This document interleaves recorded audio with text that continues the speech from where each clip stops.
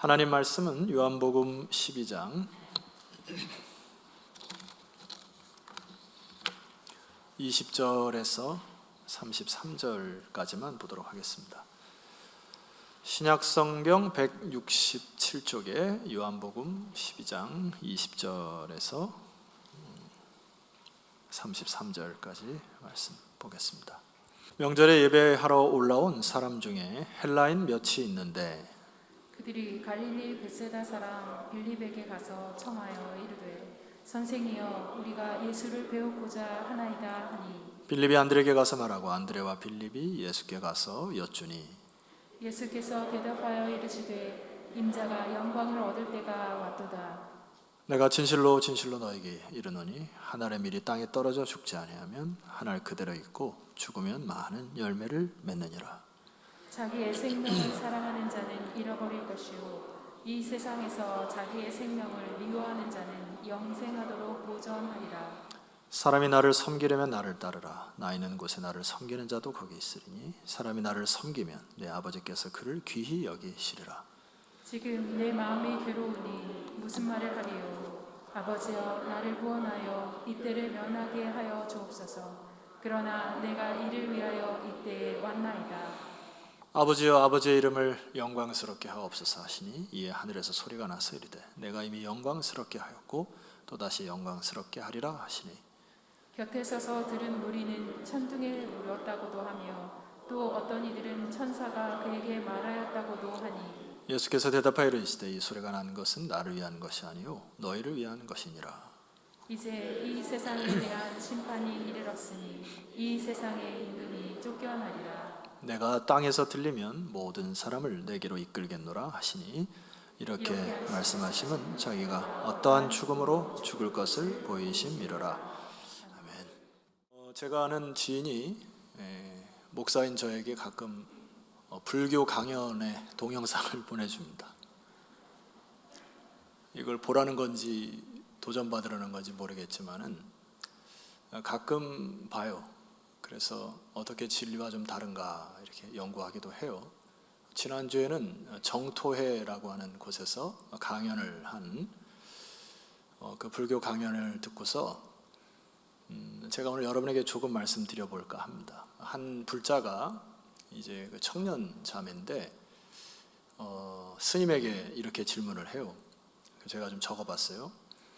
저는 요즘 행복하게 살고 싶다는 생각을 많이 하고 살고 있는데요. 그래서 내가 행복하게 살려면 어떻게 살아야 될지를 생각해 보니까 하고 싶은 일을 하고 살고 싶어졌어요. 그래서 그럼 내가 하고 싶은 일이 뭔지를 생각을 계속하고 내가 뭐를 원하는지를 계속 생각을 하고 있는데 그게 잘 안 돼서 내가 뭘 원하고 내가 하고 싶은 게 뭔지를 어떻게 하면 찾을 수 있을지 궁금해서 여쭙고 싶습니다. 길게 얘기했지만은 한 문장으로 요약이 되죠. 행복하려면 어떻게 해야 됩니까? 그랬더니 그 유명한 스님이에요. 우리나라에서 가장 유명한 스님 중에 한 분이 그 불자 여자아이를 보더니 그런 얘기를 망상이라고 그래 이렇게 얘기를 하는 거예요. 그러니까 이제 회중들이 여러분처럼 다 웃었어요. 저는 좀 당황됐고 그러면서 이렇게 얘기하셨습니다. 살다 보면 괴로움이 있고 그 괴로움을 없애는 것이 수행이고 괴로움을 잘 살피면 그 괴로움에 실체가 없는 것이니까 모든 것이 재행무상이면 재행무상임을 깨달으면 된다 이렇게 얘기를 하셨어요. 그래서 제가 동영상을 잠깐 멈추고 재행무상이라는 불교 법의를 찾아보았습니다. 불교의 그 근본 교의에 세 가지 교의가 있어요. 그 중에 이제 재행무상이라는 이 3법인의 하나로 모든 것은 생멸 변화하여 변천해가며 잠시도 같은 상태에 머무르지 않고 마치 꿈이나 환영이나 헛개비처럼 실체가 없는 것을 말한다. 굳이 저기다 올릴 필요는 없어요. 왜냐하면 설교 끝나고 다 저거밖에 또 생각 안 나면 골치 아프니까. 그런데 이분이 이제 이 스님이 마지막에 뭐라고 얘기하냐면은 결과적으로 괴로움이라고 하는 것은 실체가 없으니까 실체가 없는 괴로움에 마음 빼앗기지 말고 수행을 통해서 그 괴로움을 이겨가라 이런 얘기예요. 저는 그 부분에 동의가 안 됩니다. 제가 뭐 그분보다 유명한 목회자도 아니고 세상의 뭐 지혜자도 아니지만은 괴로움이 실체가 없다는 데는 동의가 안 돼요. 여러분, 우리가 조금만 여러분의 삶을 보더라도 우리들은 소유에 대한 불안과 괴로움이 있어요. 예를 들어 우리가 많은 것을 소유할 때 굉장히 기쁘시죠. 집값이 올라가면 엄청 기쁘죠. 내려가면 괴로워요.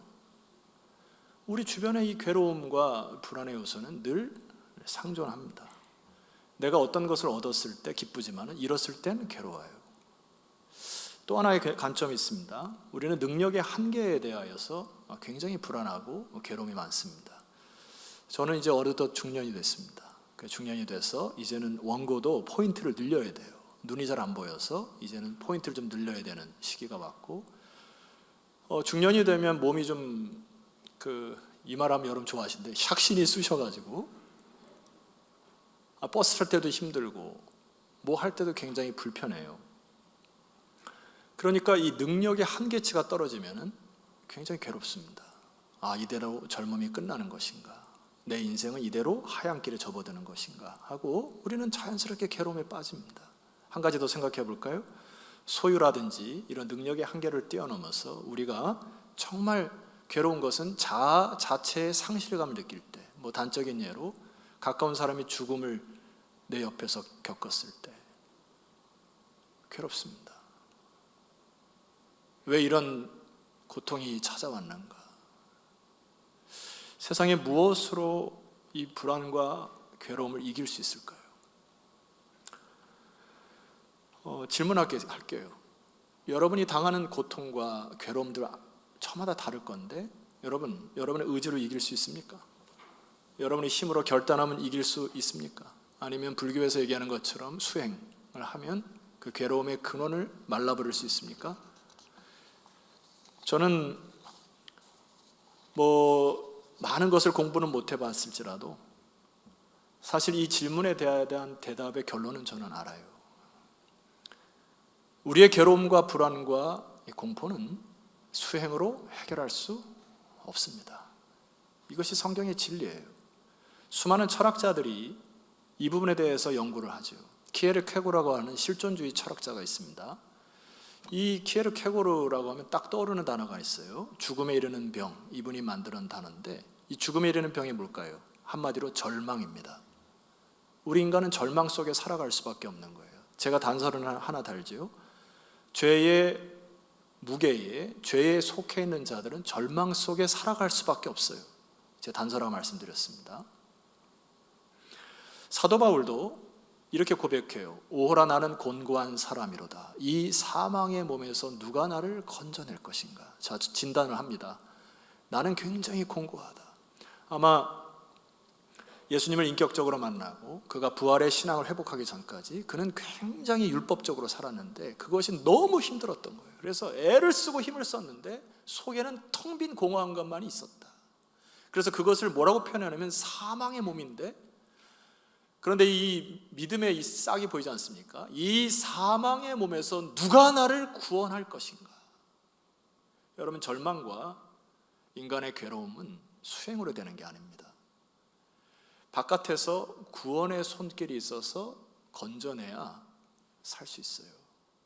일전에 제가 말씀드렸지만은 저는 다양한 경험을 해보고 죽을 고비도 넘겨보고 했는데 한번 늪에 빠져서 죽을 뻔했어요. 그때는 허우적대도 계속 빠지더라고요. 그래서 마지막으로 했던 것은 도와달라는 소리밖에 할 수 없습니다. 그래서 외부에서 짝대기를 가지고 저를 끌어내야 살 수 있을 정도예요. 이게 인간의 절망의 구렁텅이에 빠졌을 때의 모습이에요. 여러분이 죄의 욕망에 사로잡혀서 저 깊은 곳에 암흑 속에서 혼자 빠져있을 때 우리 인간은 아무도 스스로 거기서 헤어나올 수 없습니다. 사도 바울의 고백이 이 사망의 몸에서 누가 나를 건져낼 것인가? 결과적으로 정해 봅시다. 인간은 무엇에 의하여 구원받아야 할 존재임을 여러분 인식하시기를 소망해요. 거기서부터 구원이 시작이 됩니다. 오늘 본문에서도 보면은 오늘 요한복음 12장은 예수님이 나귀를 타시고 예루살렘에 입성하셨어요. 그러니까 이제 일주일 안에 예수님이 십자가를 지시고 죽으신 것을 이미 아시고 예루살렘으로 입성하신 때가 요한복음 12장입니다. 그래서 주변에 이 유월절에 대한 명절의 분위기가 막 일어났던 때예요. 자, 20절 말씀 보세요. 명절에 예배하러 올라온 사람 중에 누가 있었다 했습니까? 헬라인 몇이 있었어요. 주목해야 될 사람들입니다. 여기 헬라인은 이 그리스인, 자, 이때 당시에 이방인들입니다. 그러니까 예수님을 따라다녔던 많은 유대인들 외에 이방인들이 와서, 이런 뜻인데 21절, 그들이 갈릴리 베세다 사람 빌립에게 가서 청하 이르되 선생이에요, 우리가 뭐라고 질문했습니까? 예수를 배웠고자 합니다. 왜 그럴까요? 절망을 해결할 수가 없습니다. 본인의 인생의 괴로움을 해결할 수가 없는 거예요. 그래서 이때 당시에 예수 그리스도가 오신다 하니 이 헬라인들이 유대인들의 장벽을 뛰어넘어 주님을 배우고자 했어요. 22절에 보니까 빌립이 안드레에게 가서 말하고 안드레와 빌립이 예수께서 가서 여쭈었습니다. 자, 그런데 요한의 기록은 이 헬라인들이 예수를 만났다 안 만났다의 기록이 없습니다. 나중에 예수를 만나서 뭐 어떻게 했다 이런 말이 없고 바로 예수님이 대답을 하시는 장면이 좀 희한한 장면이 펼쳐져요. 23절 말씀을 한번 여러분 큰 소리로 읽읍시다. 시작. 예수께서 대답하여 이르시되 인자가 영광을 얻을 때가 왔도다. 여러분, 이게 무슨 말일까요? 주님이 헬라인이 몇이 와서 예수를 배우고자 한다고 하는 말씀을 듣고서 그들을 만나겠다 안 만나겠다 답이 없으시고 갑자기 주님이 말씀하셨어요. 인자가 영광을 얻을 때가 왔다. 무슨 의미일까? 복음이 온 유대와 예루살렘에 머물러서 했던 복음이 이제 예수님이 보시기에 이것이 이방인에게까지 관심과 대상이 되어 이제 복음이 확장되는 시기가 와서 이제 비로소 십자가를 질 때가 됐다라는 판단과 동시에 또 하나는 이제 본인이 이 땅에 오신 목적, 십자가를 지고 모든 인류의 죄를 담당하여 백성들을 죽음의 공포로, 두려움의 공포로부터 혹은 괴로움으로부터 벗어나게 하는 유일한 길, 십자가의 길을 이제 지시러 오셔서 바로 그 때가 바로 영광의 때임을 주님께서 직시하신 것입니다. 그래서 여러분, 여기서 주님이 죽음을 영광되다 이렇게 표현하셨어요. 질문합니다. 세상의 그 어떤 사상가나 철학자가 죽음을 영광되다 합니까? 세상의 수많은 종교가 어떻게 죽음을 복되다 해요? 여러분, 주님이 여기 죽음을 영광되다는 표현을 이렇게 다시 설명하십니다. 여러분 24절을 여러분 읽으셔야 됩니다. 시작. 내가 진실로 진실로 너에게 이르노니 한 알의 밀이 땅에 떨어져 죽지 아니하면 한 알 그대로 있고 죽으면 많은 열매를 맺느니라. 하나님을 모르는 세상 사람들은 죽으면 모든 것이 끝이 난다 말을 하고 생각을 하고 그렇게 믿고 죽기로 하면 모든 사람들이 통곡을 합니다. 저 어렸을 때 그 광경을 많이 봐요. 속에서 막 악을 쓰는 울음을 하는 그 통곡 소리가 제 귀에 쟁쟁합니다.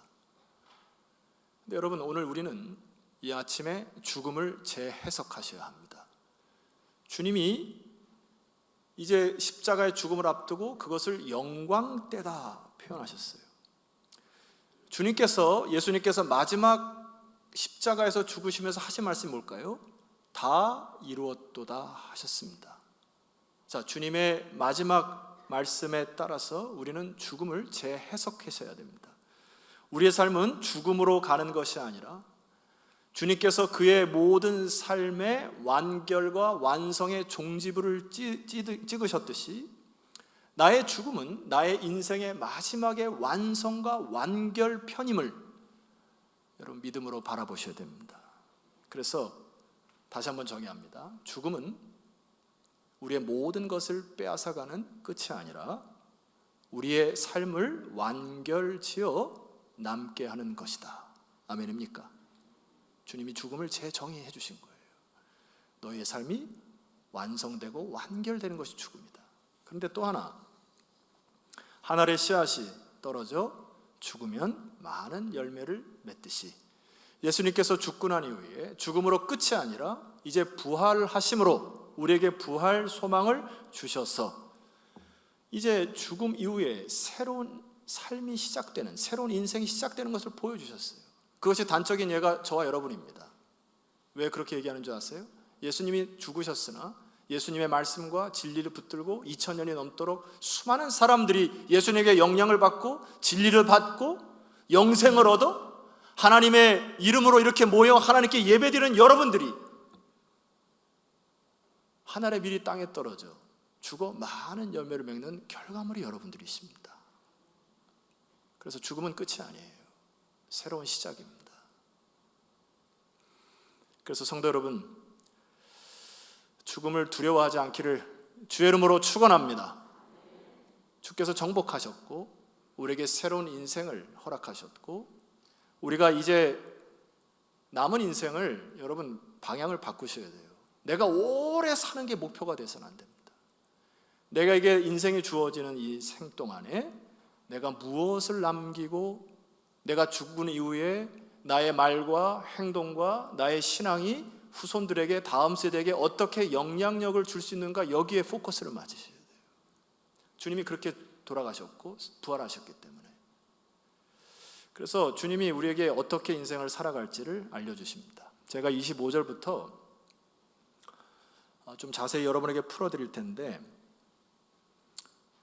저도 스님처럼 쉽게 하고 좀 웃게 하고 싶고 여러분 돌아가면 재밌었다 그렇게 하고 보내고 싶어요.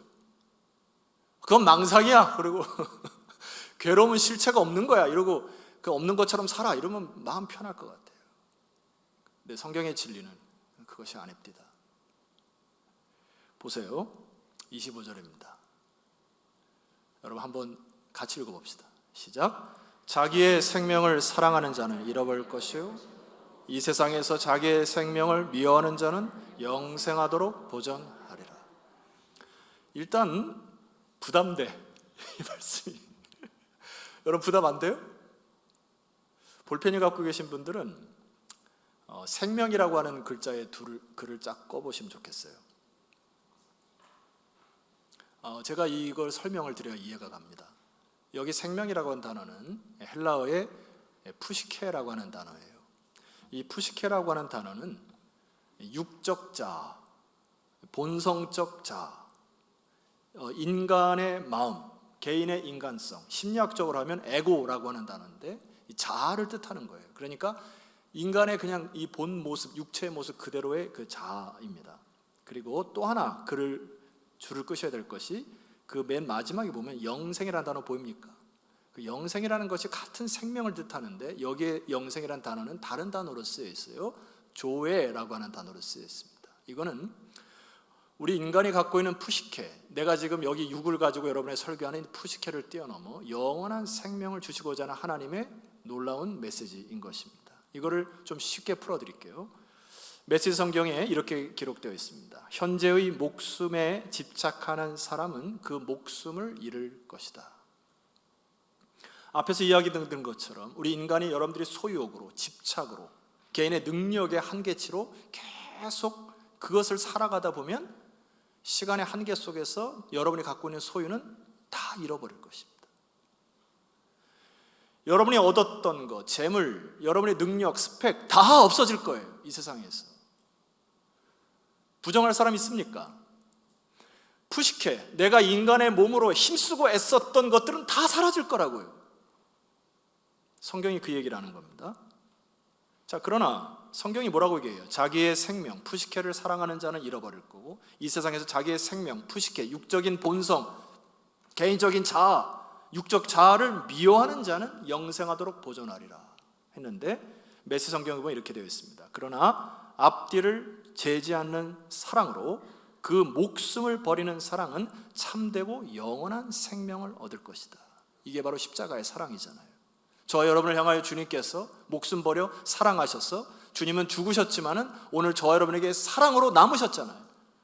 오늘 우리들이 어떻게 살아가야 되는 것인가? 푸시케, 인간의 본능, 자아, 육적인 욕망은 미워하고 그리스도께 사랑하신 사랑으로, 희생과 헌신으로 살아가는 것만이 영원할 것이다. 이 세상의 모든 원리는 사랑의 원리로, 서클의 원리로 됩니다. 하늘에서 물이 떨어져서 땅이 물을 흡수해요. 희생이지요. 헌신입니다. 물이 식물에게 영양분을 줍니다. 희생과 헌신이지요. 식물들은 동물에게 자기의 몸을 줍니다. 희생과 헌신이지요. 동물은 인간에게 잘 자라서 우리에게 고기를 주고 힘을 줄 수 있는 에너지를 줍니다. 하나님이 만드신 모든 세상의 원리는 사랑의 서클의 원리로 되어 있어요.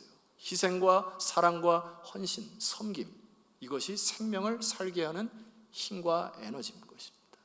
가정을 예를 들어 봅시다. 가정에 왜 샬롬이 없어집니까? 오늘 부모님들이 많이 앉았기 때문에 부모님들에게만 얘기할게요. 부모님들이 권위주의로 아이들을 다스리게 되면 가정은 평화가 없어집니다. 부모가 더 희생하고 사랑하고 헌신하면 가정에는 평화가 와요. 부부 사이도 마찬가지죠. 사랑받으려고만 하면 관계는 깨집니다. 서로 사랑하고 배려하고 존중할 때 가정의 샬롬이 찾아옵니다. 인정합니까? 우리 그리스도인들이 직장에 가서도 태도와 생각을 달리 하셔야 됩니다. 정시에 퇴근해서 정시에 출근하는 것을만 기다리고 가방을 옆에 싸두고 언제 퇴근할까 하면 그 안에 생명이 없어져요. 그리스도인들은 어떻게 하셔야 됩니까? 내게 주어진 직장 속에서 희생하고 헌신하고 섬기고 배려하고 주께서 그렇게 사셨듯이 사랑하며 살아보세요. 회사가 살아날 것입니다. 교회는 사랑의 저장소가 되어야 돼요. 소외되고 가난한 자들이 이곳에 와서 위로받고 여러분의 사랑의 섬김을 통하여 새로운 힘을 얻어 사랑의 에너지가 가득하여 이 사랑으로 세상을 섬기는 그런 교회의 모습이 회복되기를 소망합니다. 그래서 교회가 소망인 거예요. 세상은 다 이기적이라 대라 가르쳐요. 돈 더 많이 벌어라, 건강해라, 네 거 챙겨라. 그러나 우리 주님은 그렇게 세상의 원리가 돌아가지 않는다고 말씀하셨습니다. 하나님의 나라는 그런 것이 아니고 목숨을 바쳐 사랑하고 가진 것을 나눠주고 이것이 하나님의 나라의 원리이므로 여러분 더 사랑하고 섬기는 주의 백성들 되기를 주의 이름으로 축원합니다. 표정들을 보니까 참 어려워요. 그러나 주님께서 말씀하신 그 길 우리는 따르셔야 됩니다. 제가 잠깐 쉬어가려고 해요. 우리 옆지체에게 함께 좀 고백했으면 좋겠습니다. 제가 더 사랑하겠습니다. 제가 더 섬기겠습니다.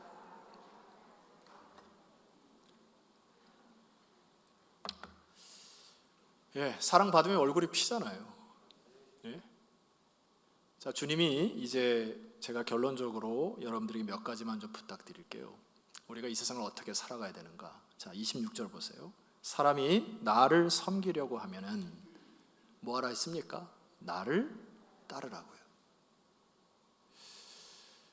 이때 당시에 요한복음 11장까지 오게 되면은 대다수 많은 사람들이 주님을 따랐어요. 그런데 이 사람들이 보았던 것은 주님의 기적과 주님의 표적들을 보고 아, 저 사람을 따르면은 뭔가 콩고물이 떨어지겠구나. 아, 나에게 뭔가 이득이 되겠구나 해서 많은 무리들이 따랐습니다. 아시다시피 십자가를 지시고 난 이후에 제자들도 많은 무리도 주를 버렸어요. 주님이 따르라는 의미는 뭘까요? 십자가를 지고 따르라는 의미입니다. 이 세상에서 너희들이 소유나 이 세상에서 능력의 한계치를 바라보고 나를 따르라는 것이 아니에요. 자, 구체적으로 주님이 우리에게 주님을 따를 때에 이러한 방식으로 따르기를 원하십니다. 자, 여러분 27절 말씀 보세요. 지금 내 마음이 뭐하니? 괴로우니. 여러분 주님도 괴로워하셨어요. 괴로움이 실체가 없습니까? 아니요. 괴로움과 고통과 고난은 현실이에요. 주님도 인간으로 오셔서 이 괴로움 속에, 이게 헬라어 언어를 보니까 어지럽다, 뒤흔들리다, 마음이 굉장히 아프셨어요. 이 괴로움을 어떻게 해석을 하시고 어떻게 해결하셨냐 말입니다. 보세요.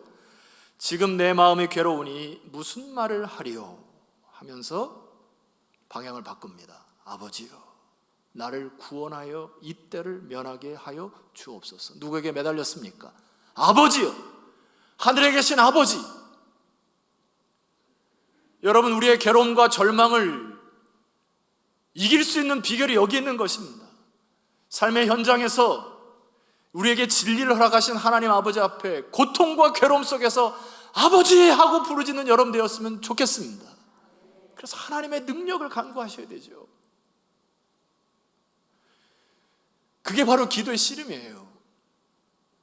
기도를 통하여 주님이 우리에게 뭘 가르쳐 주십니까?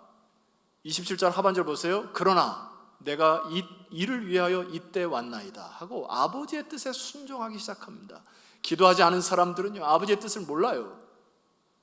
기도를 하면 하나님의 영에 감동됨으로 내가 꺾어야 되고, 내가 어떻게 부셔져야 되고, 내가 양보해야 되고, 내가 배려해야 될 부분을 알게 됩니다. 그래서 여러분, 우리는 주님을 이렇게 따르셔야 돼요. 어려움과 고통 속에 아버지여 하고 주의 뜻을 이루시옵소서. 두 번째 보시면 28절 보세요. 아버지여 또 부릅니다. 아버지의 이름을 영광스럽게 하옵소서. 여러분, 이 인간은 다 자기 이름을 드높이려고 합니다. 교회 와서조차도 자기 이름이 드높이려고 하는 우매한 일을 합니다. 여러분의 이름을 드높였던 거, 여러분의 명예를 위했던 거 다 사라질 것이에요. 여러분 남은 인생 주님의 이름을 영광스럽게 하는 이 일에 힘을 다하시기를 소망합니다. 그것이 조의 영적인 생명이기 때문에 그래요. 주님은 응답하십니다. 하늘에서 소리가 나서 이르되 내가 이미 그를 영광스럽게 하였고 또다시 영광스럽게 하리라. 하나님의 이름을 영광스럽게 힘을 다하고 기도하고 애를 쓰고 사랑하고 헌신하는 것, 주님께서 영광스럽게 하시겠다고 약속하셨어요. 제가 오늘 본문 말씀을 읽다가 이 중에서도 가장 이렇게 마음이 강하게 되고 흥분되는 말씀이 이제 그 29절 이하의 말씀입니다. 제가 한번 읽어드리고 마지막으로 같이 한번 선포해 봅시다. 곁에 서서 들은 무리는 천둥이 울었다고도 하며 또 어떤 이들은 천사가 그에게 말하겠다고도 하니 예수께서 대답하시어 이르시되 이 소리가 난 것은 나를 위한 것이 아니요 너희를 위한 것이니라 말씀하셨죠. 자, 31절부터 중요해요. 이제 이 세상에 대한 심판이 이르렀으니, 무슨 심판이죠? 십자가로 악을 심판하시겠다는 이야기입니다. 이 세상에 임금이 어떻게 되리라? 쫓겨나리라. 사탄의 악한 영은 이미 십자가로 쫓겨남을 줄 믿습니까? 32절입니다. 제가 흥분되고 강한 말씀, 내가 땅에서 들리면 모든 사람을 내게로 이끌겠노라. 하나님의 주권, 예수 그리스도의 권세를 보세요. 질문합니다. 이 세상에 유명한 정치 지도자들이 이 말 할 수 있습니까? 세계 부호가 이 말 할 수 있어요? 세계 지성인들이 이 말 할 수 있습니까? 그러나 우리 주님만이 우리에게 이 약속을 주셨어요. 나를 따라오고 이 세상에서 십자가를 지고 희생과 헌신과 배려와 존중으로 나를 따라오는 자는 내가 들리는 이 순간 모든 사람을 아버지 집에 초청하여, 할렐루야, 하늘 영광을 너에게 주겠다는 약속이십니다. 여러분 든든하지 않으십니까? 우리는 진리의 말씀을 듣고 붙들고 살아가는, 부활을 살아가는 사람들이 되셔야 합니다. 제가 우리 신앙의 선배 한 분을 소개시켜 드릴게요. 영국에서 태어났고 카나다에서 자란 스코필드라고 하는 우리나라에 오신 선교사님이십니다. 세균학과 위생학을 전공해서 우리나라에 와서 후학들을 양성을 했고, 고아원을 설립해서 고아 아이들을 도왔고, 영어 교실을 열어서 많은 후학들을 이제 길렀는데, 여러분이 잘 아시는 정운찬 총리, 전 총리가 이 스코필드의 영어 교실 학생이었답니다. 그리고 국회의원 중에는 김근태 의원 등이 이 사람의 영향을 받았다. 이분이 그 제암리라고 하는 학살 사건, 그 양민 학살 사건 여러분 기억하시죠? 이 양민 학살 사건을 세계에 보도하기 위하여 기사를 써서 이 양민 학살 사건을 전 세계에 알려서 한국의 이 인권과 신앙을 회복하려 노력했습니다. 그래서 많은 사람들이 이 스코필드를 3.1운동의 제34인이라고 말할 정도로 믿음으로 살아갔던 사람, 우리나라 한국 이름이 스코필드를 이렇게 한국 이름으로 따가지고 석호필, 이렇게 괜찮죠? 석호필. 이번에 그 마지막 유언이 저에게 좀 감동이에요. 고아 아이들과 이렇게 자랐던 그 고아원에서 발견된 그 유언장인데 아이들의 그 노트에 쓰여 있답니다. 내가 죽거든 한국 땅에 묻어 주시고 내가 도와주던 이 고아들, 소년 소녀들을 불쌍한 사람들을 꼭 맡아 주시고 내가 갖고 있는 남은 재산을 이 고아 아이들이 잘 살아갈 수 있도록 다 기증하겠습니다. 마지막 유언장에 써 있대요. 우리가 왜 감동을 합니까? 그리스도의 사랑과 희생으로 살아가는 이 삶에 죽었으나 아직까지 영향을 주는 이 사람의 믿음의 삶의 족적과 그의 죽음으로 완결된 삶의 영향이 우리들에게 있어요. 백세 철학자로 알려진 김영석 교수가 그의 책에서 인생 희망 이야기에서 저는 깜짝 놀랐어요. 이 스코필드가 살아생전에 이분과 교제를 했고 죽기 무렵에 이분의 병상에서 대화를 나눴던 것들을 책에 쓰여 있더라고요. 마지막 그 책에서 이분이 그 미국에 있는 자기 친한 사업가와 대화하는 장면이 나옵니다. 그 친한 미국 그 세계적인 부호였던 친한 친구가 있는데 돈을 많이 벌었는데 마음이 공허하답니다. 그래서 미국의 이 교육의 현장이 너무나 땅에 떨어지고 타락하고 이러니까 그러면 내가 남은 인생을 다 교육에 헌신하겠다 해서 전국을 돌아다니면서 미국의 청소년들을 깨우는 사역을 했대요. 그런데 이 스코필드 박사를 만나면서 이런 얘기를 했답니다. 내가 열심히 살았는데 왠지 내 마음에는 공허함이 있고 두려움이 있고 불안이 있고, 그런데 당신을 보니까 내가 알지 못하는 평안이 있고 내가 알지 못하는 힘이 도대체 무엇입니까? 내가 이 많은 물질을 가지고 교육 사업에 투자를 했고 많은 사람이 내 이름을 드높이는데 내 마음속의 절망과 불안은 왜 이 모양입니까? 했더니 스코필드 박사님이 이렇게 얘기한 것이 그 책에 적혀 있었어요. 나보다 당신이 몇 배 감사와 행복을 누려야 마땅합니다. 나는 다리 한쪽이 불구여서 거동을 마음대로 하지 못합니다. 가진 재산 아무것도 없습니다. 한국에 돌아가면 몇 안 되는 친구들이 있고 고아원에 어린애들이 놀러오는 정도입니다. 정말 나는 가진 것이 없습니다. 그러나 당신이 가지지 못한 한 가지가 있습니다. 그것은 내 마음속에 계시는 예수 그리스도이십니다. 그분이 계시면 그곳으로 족합니다. 내가 그분과 함께하면 하나님께서 우리 아버지로 머무르시는 것입니다. 그런데 당신에게는 모든 것이 있으나 그리스도가 계시지 않습니다. 다만 그 차이일 뿐입니다. 우리가 이 세상을 살아갈 때 그리스도 한 분으로 만족하는 저와 여러분 되기를 주의 이름으로 축원합니다. 그분과 함께하면 하나님이 우리 아버지시세요. 무엇이 부럽습니까? 더 이상 세상의 영광이나 여러분의 이름을 드높이려고 하는 푸시케, 인간의 본성을 자극하는 욕망의 소유의 마음을 빼앗기지 마십시오. 여러분의 능력을 계속 키워서 무엇을 하려 합니까? 그것은 영생을 주지 못해요. 여러분이 그리스도의 이름으로 이제 사랑하고 배려하고 희생했던 것들이 남아 여러분의 남은 인생에 사랑으로 가득 채울 것입니다. 예수 그리스도 믿는 믿음이 가장 소중함을 믿습니까? 우리 다 같이 자리에서 일어나서 찬송을 좀 드렸으면 좋겠는데 마지막 제가 준비한 말씀이 있어요. 참고적으로 저는 아멘을 강요하는 목사는 아닙니다. 그러나 성도 여러분, 오늘 제가 했던 수많은 말들 다 잊어버리셔도 괜찮아요. 여러분의 영혼에 말씀하셨던 그 진리의 말씀 하나 붙드시기를 소망해요. 그래서 그것 가지고 살아내는 겁니다. 자, 디모데후서 2장 11절 제가 선포해 볼게요. 미쁘다 이 말이요, 우리가 주와 함께 죽었으면 또한 함께 살 것이요. 놀랍죠? 죽음이 영광이라는 것입니다. 그 다음 말씀, 참으면 어떻게 참아요? 오래 참으면 또한 함께 왕노릇 할 것이요. 우리가 주를 부인하면 주도 우리를 부인하실 것이니라. 13절 여러분이 한번 읽읍시다. 시작. 우리는 미쁨이 없을지라도 주는 항상 읽으시니 자기를 부인하실 수 없으시리라. 아멘. 이 13절은 제가 이렇게 해석합니다. 제가 어렸을 적에 참 은혜 받았던 한 목사님의 예를 통했는데요.